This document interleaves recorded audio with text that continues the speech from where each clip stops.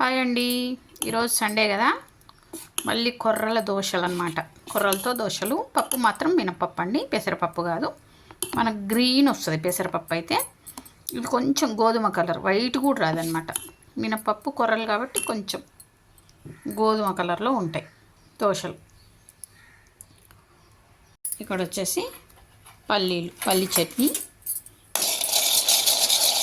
నేను చెప్పినట్టు పల్లి చట్నీ చేస్తే మీకైతే హోటల్లో చట్నీ ఎలా ఉంటుందో అలాగే ఉంటుందండి. చాలా ఇంతకుముందు ఒకసారి కూడా చూపించింది నేను చట్నీ ఎలా చేయాలో. కొంచెం పుట్నాలు వేయాలి, అచ్చం పల్లీలు చేయొద్దు, కొంచెం పుట్నాలు వేయాలి, కొంచెం పండుమిరపకాయలు పచ్చిమిరపకాయలు కలిపేయాలి. అంటే మనం తెచ్చిన పచ్చిమిరపకాయలలోనే కొన్ని పండుగ అయిపోతాయి కదా, మరి పండుగ కాదు కాస్త. దానివల్ల ఏమైందంటే చట్నీ భలే టేస్ట్ వస్తుంది. ఓకేనా. ఒకవేళ ఇడ్లీలోకి అనుకోండి, మీరు ఎండుమిరపకాయలు 2 వేసుకొని ఒక 4 పచ్చిమిరపకాయలు వేసుకోవచ్చు. అది కూడా సూపర్ ఉంటుంది, సేమ్ హోటల్లో లాగే ఉంటుంది. అయితే నేను టైలరింగ్ వీడియోల గురించి అయితే ఒక మాట చెప్దాం అనుకుంటున్నానండి. టైలరింగ్ వీడియోలు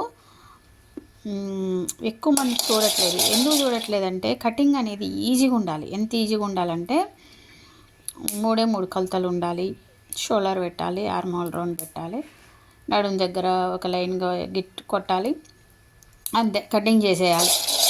అట్లయితేనే మన తెలుగు ఛానల్స్ వాళ్ళకి, మరీ మన తెలుగులో వాళ్ళకైతే అట్లా ఈజీగా ఉండాలి, సూపర్ ఫిట్టింగ్ రావాలి. ఎట్లా వస్తుంది చెప్పండి మీరే. ఓకేనా.